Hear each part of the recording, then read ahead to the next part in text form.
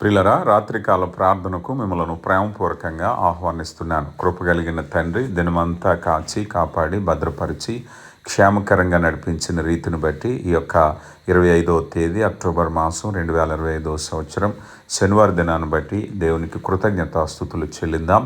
మొదటిగా వాక్య ధ్యానాన్ని కలిగి ఉందాం. యాకోబు పత్రిక 1వ అధ్యాయము 5వ వచనంలో, మీలో ఎవరికైనాను జ్ఞానము కొదువుగా ఉన్న ఎడల అతడు దేవునిని అడగవలెను, అప్పుడు అతనికి అనుగ్రహింపబడును. ఆయన ఎవరిని గద్దింపక అందరికీ ధారాళముగా దయచేవాడు అంటున్నారు. ప్రియులారా, యాకోబు గ్రంథము 1వ శతాబ్దంలో యెరూషలేములో సంఘానికి నాయకుడైనటువంటి ప్రభు సోదరుడు యాకోబు రాశారు. విశ్వాసులు పరీక్షలు బాధలు ఎదుర్కొంటున్నప్పుడు స్థిరంగా ఉండాలని, జ్ఞానం కోసం దేవుని మీద ఆధారపడాలని ఆయన బోధించాడు. ఈ వాక్యము క్రైస్తవ జీవితంలో దేవుని మార్గదర్శము యొక్క ప్రాముఖ్యతను కనపరుస్తూ ఉంటుంది. జ్ఞానము కొదవుగా ఉన్న ఎడల అన్నారు. అంటే మనం ఏ నిర్ణయం తీసుకోవాలో, ఏ మార్గంలో నడవాలో అర్థం కాకపోతే, మనం తీసుకున్న ప్రతి ఒక్క ఆలోచన విఫలమైపోతుంటే, ప్రతి నిర్ణయము ఫెయిల్ అయిపోతుంటే, మనం ఏది తలపెట్టినా ముందుకు వెళ్ళట్లేదని ఆందోళన ఉన్నట్లయితే, అలాంటి అర్థం కాకపోయేటటువంటి స్థితిలో దేవుని వైపు తిరగమని యాకోబు సూచిస్తున్నాడు. మీరు ఎప్పుడైనా మీ జీవితంలో నేను అనుకున్నది ఒకటి, నిర్ణయం ఒకటి జరుగుతుంది, నేను ఏది ఆలోచిస్తే అది జరగట్లేదని బాధపడుతున్నారా? అయితే ప్రభు మీతో చెప్పేది ఏమిటంటే, ఆయన వైపు తిరగండి. దేవుడు మన బలహీనతను గద్దించి కనుక మన అవసరమైనటువంటి జ్ఞానాన్ని ప్రేమతో ధారాళంగా ఇచ్చే దేవుడు కదా. ఒకవేళ మనం అనుకోవచ్చు మన బలహీనతలను బట్టి ఆయన మనల్ని దూషిస్తాడో గద్దిస్తాడో అని. కానీ దేవుడు అవసరమైన జ్ఞానాన్ని ప్రేమతో ధారాళంగా ఇవ్వటానికి ఇష్టపడుతున్నారు. జ్ఞానం అనేది కేవలం తెలివి మాత్రమే కాదు సుమా, అది దేవుని చిత్త ప్రకారంగా సరైనటువంటి నిర్ణయం తీసుకునే శక్తి. జ్ఞానం అనేది మన జీవితంలో అత్యంత అవసరమైనటువంటి ఒక ఆశీర్వాదం, వరం. అది మనకు కొరవడినప్పుడు మనం మనుషుల వద్ద కాదు, దేవుని వద్ద అడగాలి.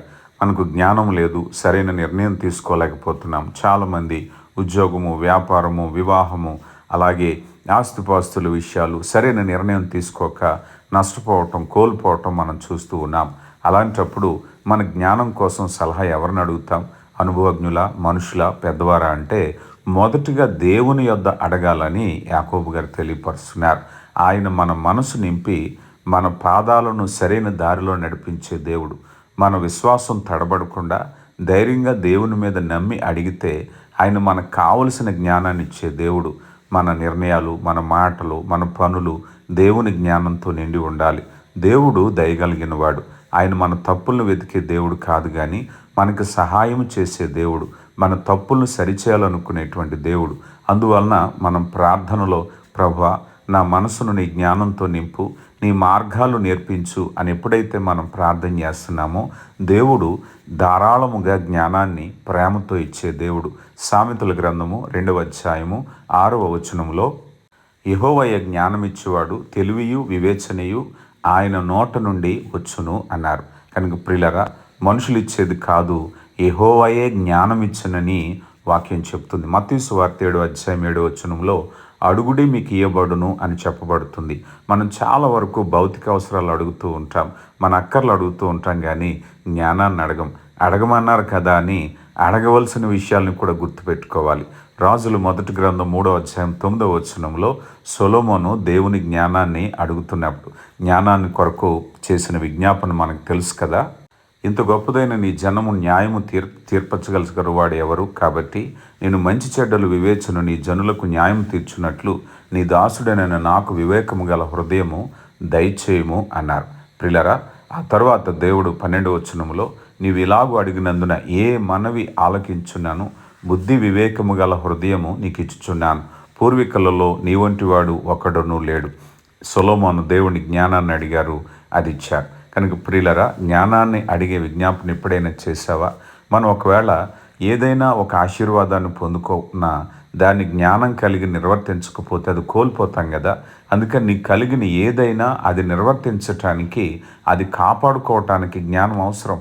యాకోబు పత్రిక 3వ అధ్యాయము 17వ వచనంలో కూడా యాకోబు గారు అంటున్నారు, అయితే పైనుండి వచ్చు జ్ఞానము మొట్టమొదట పవిత్రమైనది, తరువాత సమాధానకరమైనది, మృదువైనది, సులభముగా లోబడినది, కనికరముతో మంచి ఫలములతో నిండుకున్నది, పక్షపాతమైనను వేషధారణైనను లేనిదై ఉన్నది అంటున్నారు.